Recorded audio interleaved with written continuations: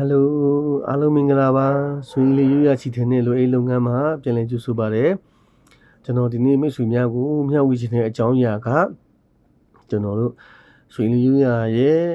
ရချီတဲ့ရဲ့တာသမီရနာလေးတွေရလာတဲ့အကြောင်းရင်းရဲ့နံပါတ်9ပိုင်းမြောက်ဘိုင်းကိုမျှဝေချင်ပါတယ်ရှေ့ဗီဒီယိုမှာပြောခဲ့တဲ့အတိုင်းပဲကျွန်တော်ဆရာ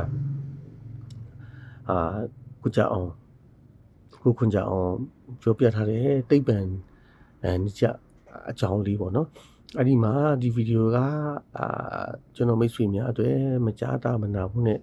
စကားတွေဖြစ်ရင်လည်းတောင်းပန်ပါတယ်လူကြီးသူမတွေကလေးတငယ်များဒီဗီဒီယိုလေးကိုတော့ကြော်ပြီးကြည့်ပေးကြပါကျွန်တော်ရဲ့စကားလုံးအတုံးအနှုံးတွေမှားယွင်းသွားခဲ့ရင်လည်းတောင်းပန်ပါတယ်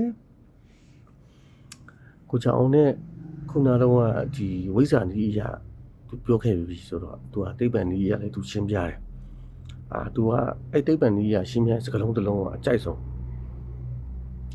ဘာလို့မြန်မာလူမျိုးမှာတဲ့ကလေးမရတဲ့စုံသွဲတွေဆိုရင်တငယ်ချင်းအပေါင်းအသင်းတွေကရဲလင်းမင်းကလေးမရသေးဘူးမင်းအကူညီလိုလား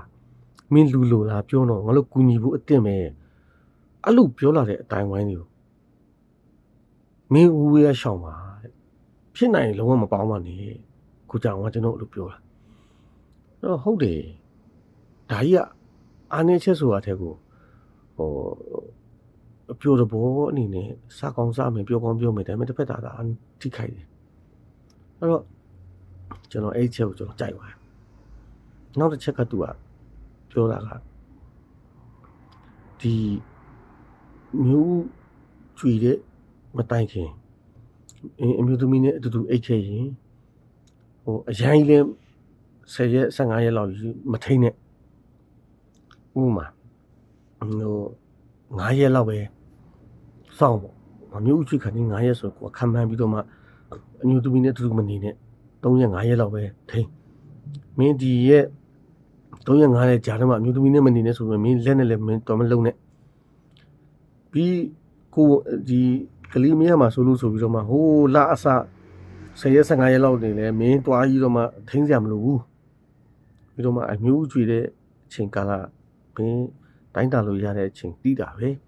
အဲ့ဒီအချိန်မှာဟိုမင်းမျိုးသမီးနဲ့သူမနေတဲ့အချိန်မှာမင်း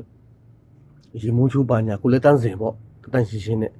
ကိုဒါသမီးရလာတဲ့တန်ဖိုးရှိအောင်ပေါ့ဒါတော့သူပြောတဲ့အပိုင်းပေါ့နော်အဲ့လိုမျိုးကသူတင်ပေးတာပေါ့အဲ့မှာ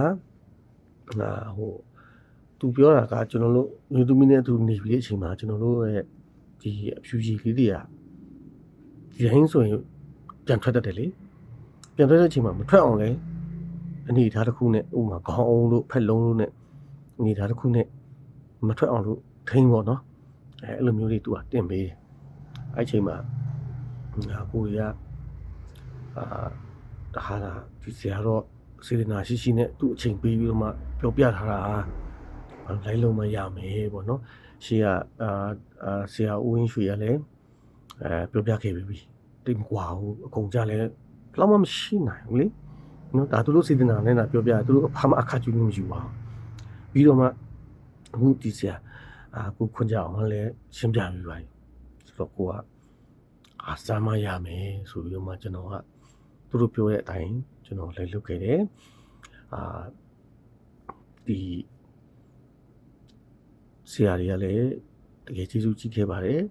ကျွန်တော်အခုလောဆယ်ဆရာ3ယောက်ဖြစ်သွားပြီပေါ့နော်အဲဒီမှာတိုက်ဆိုင်တာပေါ့နော်အဲ့ကာလအတွင်းမှာဒေါက်တာနန်းအီမိုလင်းရဲ့ရွှေငါးဟိုတယ်ပိုင်ရှင်ဦးဝင်းရွှေရဲ့ဒီကံပွင့်စလိတ်ခုံရဲ့ကံပွင့်တင်ခန်းတိုင်းပိုင်ရှင်ကိုခွန်ကြအောင်3ယောက်ပြီးရင်နောက်ဆရာတယောက်အကြောင်းကျွန်တော်ပြန်ပြောပြပါမယ်ဟုတ်ကဲ့အားလုံးကျေးဇူးတင်ပါတယ်ဗျ